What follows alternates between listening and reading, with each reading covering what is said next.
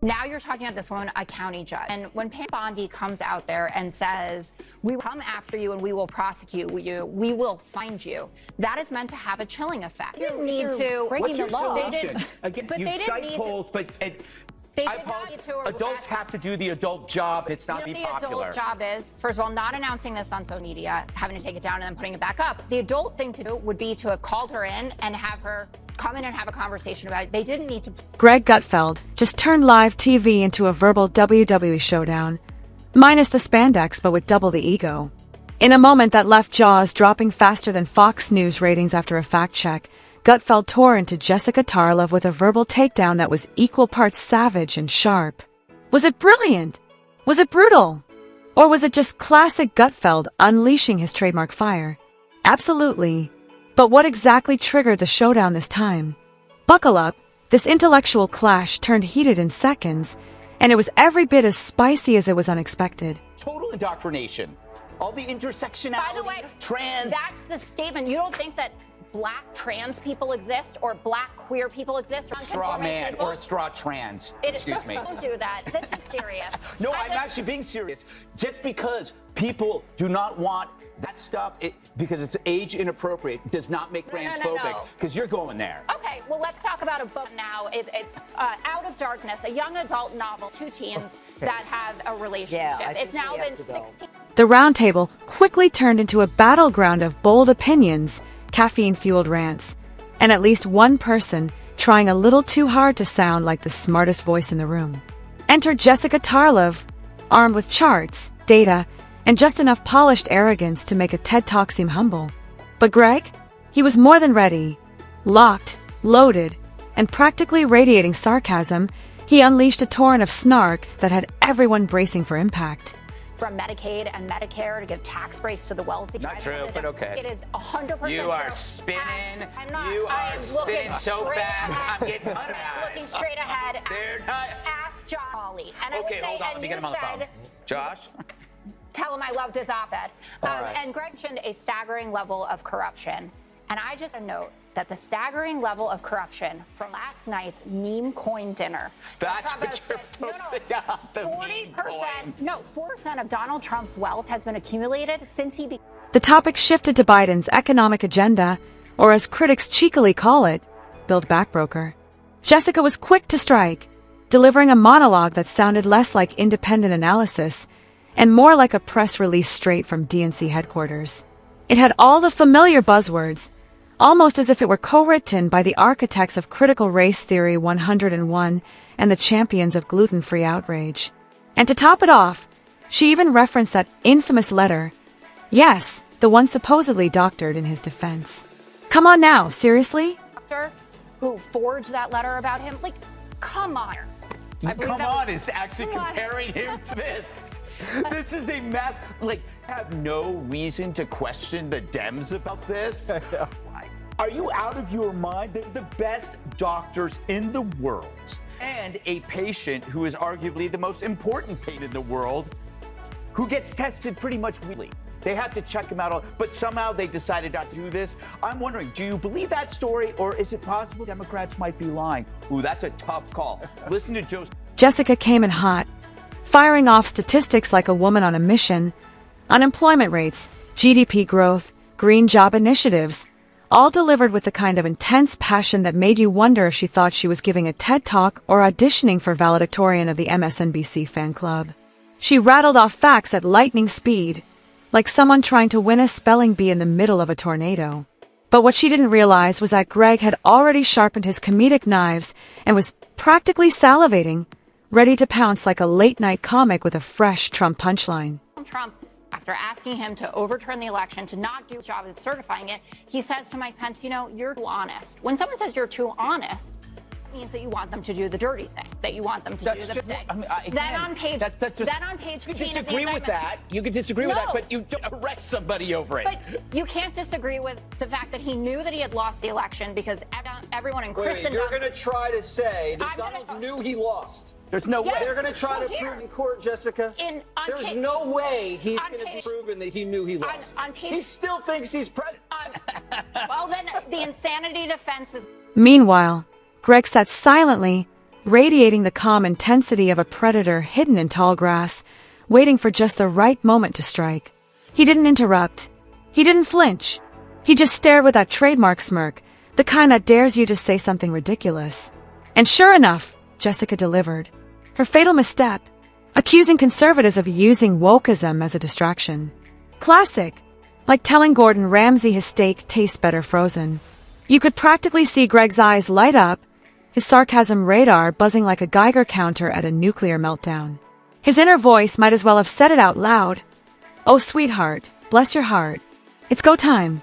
What followed was less a rebuttal and more a comedic airstrike. Gutfeld unleashed a tirade so razor-sharp it could have shaved the ego off Elon Musk. It was equal parts stand-up set and political demolition derby. For you. The second half is missing. Who pays for it? You saw this with student theft, described as forgiveness. Who paid for it? You paid for it. You see with immigration policy, who's footing the billions and all that free stuff? You're paying for it. Nothing is free. Nothing is free. And the sooner or later you figure that out, the better you're going to be. And that's directed at Democrats who don't understand that these policies... He painted Jessica's worldview as a cocktail of liberal fantasy, bureaucratic overreach, and Whole Foods ethics, organic, overpriced, and hopelessly out of touch. He skewered her for treating politics like a college seminar taught by professors who still use typewriters and think tweeting is a form of resistance. They want to drown you in regulations, he snapped, and make you thank them for the therapy session. The studio roared. Jessica blinked. And Greg, he didn't just win the exchange, he rewrote the whole scene. It wasn't just brutal. It was artful. The kind of takedown that makes literature professors weep and late-night comedians take notes. Who came over here to have dinner with him, a guy from South Korea. Is not even part of the segment. So what? You're talking about a meme coin. Yeah, no, I'm talking about who's corrupt and who is profiting off the American office. Did he try to cover that up? I don't think so. Yeah, Caroline Levitt. You're defending an administration that cut up a dying leader, and you're sitting here going, but meme coin, meme coin. I'm saying, all right, let's give Paul a chance to clean it up. He even compared Jessica's obsession with data to the way influencers worship ring lights, overexposed, artificial, and entirely dependent on angles. And his metaphors, they didn't just hit, they detonated, one after the other. Greg compared her logic to raccoons managing a 401k, chaotic, aimless, and somehow sticky. The studio didn't just laugh, they erupted. One guy in the back nearly choked on his gluten-free muffin. Jessica blinked. Greg smirked. The table hadn't just turned. It had been flipped, torched, and turned into a viral TikTok challenge. Still clinging to a sense of control, Jessica, bless her delusional optimism, tried to clap back with the kind of brittle composure you'd expect from someone who lost the argument 5 minutes ago but thinks a spreadsheet might still save face. She launched into more statistics, radiating the smug energy of a TED Talk speaker who just discovered the power of graphs. They're trying to present themselves as a loyal staff protecting an incapacitated leader, and yet the policies were anything but feeble. He may have been a mess, but the policies were a coherent list of woke desires. And true, the decisions may have possibly destroyed the country. That wasn't a byproduct of Biden's brain. That was deliberate and determined, and we need to find out who that person was. This is what Trump is talking about when he's mentioned the auto. This isn't just about a cover-up of Joe's incapacity. Citing red state crime rates and urban decay, she threw them out like silver bullets, like Trump was secretly Gotham's Joker and Greg is cackling getaway driver. But here's the problem. Facts, when coated in smug, don't land. They slide off. They evaporate in the face of presence, timing, and Greg's razor-sharp charisma. Greg wasn't just standing there. He was crafting a one-man roast special, delivering every line with a calm that bordered on elegant cruelty. And then he escalated. This wasn't a rebuttal. It was a remix. He took her carefully curated facts and spun them into punchlines with the precision of a sushi chef and the bite of wasabi. Jessica tried to strike back, dropping Heritage Foundation stats like she was wielding Excalibur. The problem? Greg didn't bring a sword to this fight. He showed up with a verbal equivalent of a chainsaw, revved up with the chaotic energy of cryptocurrency markets. Every swing hit harder, and by the end, it wasn't just a debate. it was a dismantling. Representation by Trump, it has to be their detriment. Who lost? No one.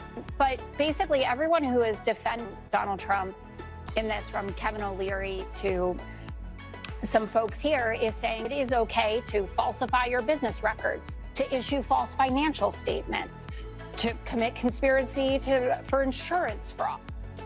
When he goes out there, where's the fraud is, and David Brooks lays this out really nicely. But Donald Trump continually. There were 3 sets of books. Where do you get that from? Where do you get that? Sure, Jessica's sources were conservative, but even they wouldn't want their names attached to the slow-motion funeral her argument was attending. Greg flipped it effortlessly, flashing a grin, so wicked you could practically hear the producers backstage rubbing their hands in glee.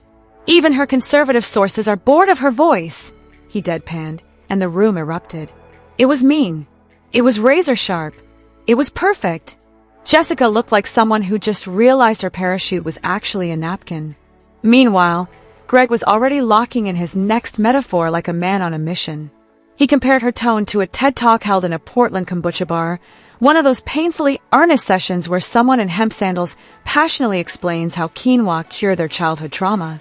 He dubbed it policy kale, intellectual tofu, crunchy, flavorless, and somehow still smug. The audience lost it. Even the camera guy snorted. Jessica sat there, lips pursed so tight she looked like she just sucked a lemon soaked in disappointment and steeped in her own performative righteousness. Grasping for relevance, she threw a final Hail Mary, lecturing Greg on how citing data isn't elitist. But instead of landing like a mic drop, it fizzled out like a Wikipedia footnote with an attitude. Technically there, but lacking any real weight. Meanwhile, Gutfeld leaned back like a fox set loose in a vegan petting zoo, completely at ease, smirking with the kind of confidence that could curdle oat milk. He looked like a man who already knew how the story ended. Then came the knockout line. Debating Jessica, he declared, was like arguing with an NPR podcast. Monotone, painfully earnest, and utterly humorless. He followed it up with a smirk and a quip that landed like a grenade. She's like if C-SPAN and a yoga retreat had a baby. The contempt wasn't even subtle, it was surgical. Jessica, caught off guard, blinked in disbelief, as if someone had just misgendered her favorite barista. And her grand rebuttal? A jab at Greg's pants. Yes, after a segment loaded with rhetoric, stats, and razor-edged sarcasm, she went for his slacks. Cute maybe, but weak. Like tossing a cotton ball at a flamethrower. Greg, unfazed, brushed it off like actual lint because, well, that's exactly what it was. He didn't even bother with a response. Why would he? By that point, he'd already drop-kicked her entire argument into the next news cycle. Jessica, visibly rattled but doing her best impression of a post-woke Joan of Arc, clung to a self-righteous smirk that only made her stumble more glaring. It was over, and everyone knew it. While Jessica clung to citations like they were sacred scrolls, Gutfeld looked like a fox let loose in a vegan petting zoo, relaxed, smug, and absolutely in his element. He leaned back with the swagger of a man who just scored a political touchdown, moonwalked into the end zone, and spiked the ball straight onto her moral pedestal.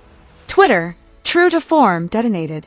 Liberals, bless them, tried to spin it, calling Jessica the queen of calm, as if passive-aggressive condescension and blank stares counted as courage.